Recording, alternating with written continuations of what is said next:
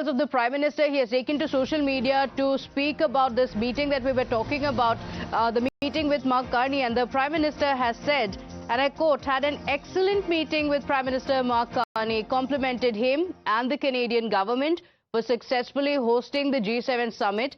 India and Canada are connected by a strong belief in democracy, freedom and rule of law. The Prime Minister and I look forward to working closely to add momentum to the India-Canada friendship. Areas like trade, energy, space, clean energy, critical minerals, fertilizers and more offer immense potential in this regard. So the Prime Minister has met the Prime Minister Carney and he has tweeted about the same, saying he is looking forward to strengthening relations between India and Canada, and a clear indication that the relationship between the two are getting better.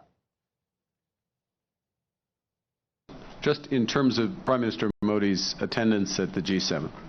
Prime Minister Modi has attended every G7 since 2018. That is a reflection of the size of the Indian economy, the dynamism of the Indian economy, Indian technology, the leadership position India plays in a host of venues from G20 and beyond. So, as chair of the G7, hosting the Prime Minister in that context is entirely natural, entirely consistent. I fully expect the Prime Minister of India will be in attendance at the G7 next year, for example, in France. First thing. Secondly, in terms of the bilateral relationship, which is your question, I think the meeting today was important, but I would describe it as foundational, as a necessary first step, an exchange of views, frank, open exchange of views around law enforcement, transnational repression as two examples, an agreement to provide the necessary foundations to begin to rebuild a relationship based on mutual respect, sovereignty, trust.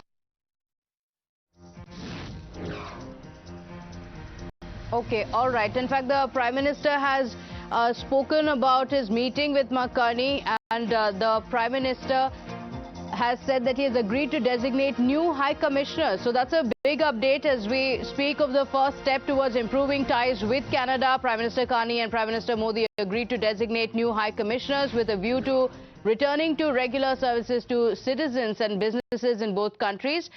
Canadian readout of the Modi-Carney talks have mentioned. In fact, the leaders reaffirmed the importance of the Canada-India ties based upon mutual respect, the rule of law and a commitment to the principle of sovereignty and territorial integrity. So reaffirming the ties between India and Canada, new envoys are going to be named. The High Commissioners are going to be designated. They had been withdrawn amid the frozen ties between India and Canada, in a clear signal that the relationship between India and Canada is getting better.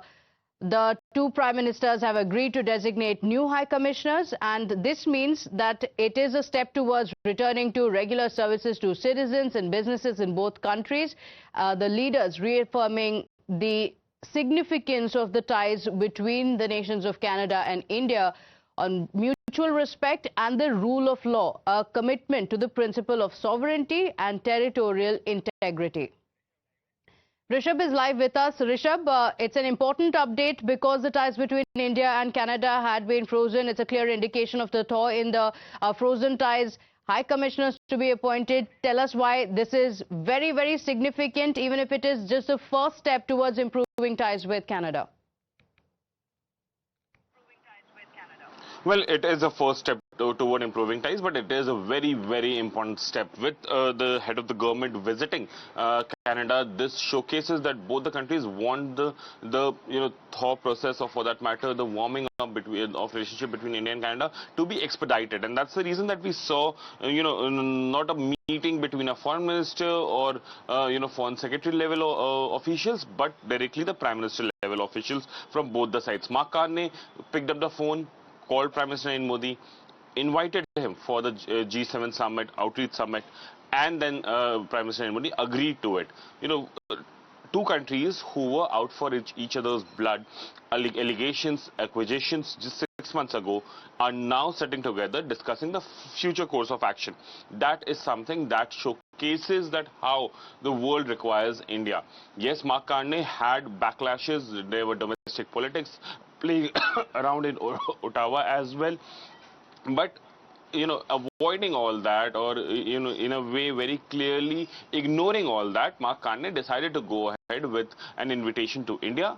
The Prime Minister agreed to it. Prime Minister went to Canada, and the bilateral, an outcome of bilateral that has come in: trust, energy, trade. These are the three things that India and Canada are discussing, which future prospect also very clearly on security issues also. When the two countries start discussing things, it showcases that India, in a way, has put forward its whole, decision and vision to ensure that people who are fugitive to India, the criminals who are fugitive to India, are in Canada, and Canada needs to send them back, maybe starting for that as well from here on. Okay. Sooner we'll have the High Commissioners restored in Ottawa and New Delhi. That will help people. Remember, India has a huge diaspora in Canada. Students, working professionals, young professionals, even retirees as well. And with the High Commission being degraded, they were in problem. The consular services were in problem. And all of it being soured, Rishabh, only by a false charge that was made on India, that India rejected, and Canada could provide no evidence whatsoever. So now a clear indication that things are improving.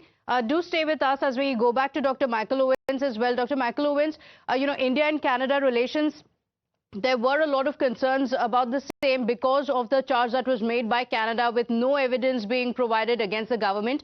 And now things seem to be improving. The relationship seems to be improving. And this is very significant because the two prime ministers have met. There has been a change in the prime minister in Canada as well. How do you see this go forward from here for India and Canada?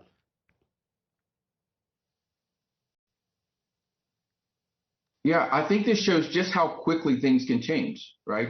With the change in leadership in Canada, I was mentioned before how quickly now things have kind of moved on. And I think, quite honestly, there's many people in the West, Canada included, is looking at India and seeing how it's becoming one of the world's most expansive diplomatic footprints, with almost 200 missions around the world. Since 2021, they've opened embassies across Africa and Latin America, building deeper ties throughout the West and North and South America. And on the peacekeeping front, India has remained very active. So I think it's not just this instance. As mentioned before, Prime Minister Modi has been involved on the global stage. He speaks with a large voice for the global South. And I think that is part of the reason why you're seeing this. And I think, it's going to continue to contribute more. And as he continues to move forward and moves around in this global space, particularly in the technology and innovation spot where India continues to grow, we're going to see not only Canada, but the rest of the West is going to take notice. And I think Modi is going to become more of a larger voice. Okay, all right. But there is a very serious Khalistani problem in Canada that India wants the leadership in Canada to address. And that's also going to be a step that India will be taking, that will be brought up with the Canadian leadership as well.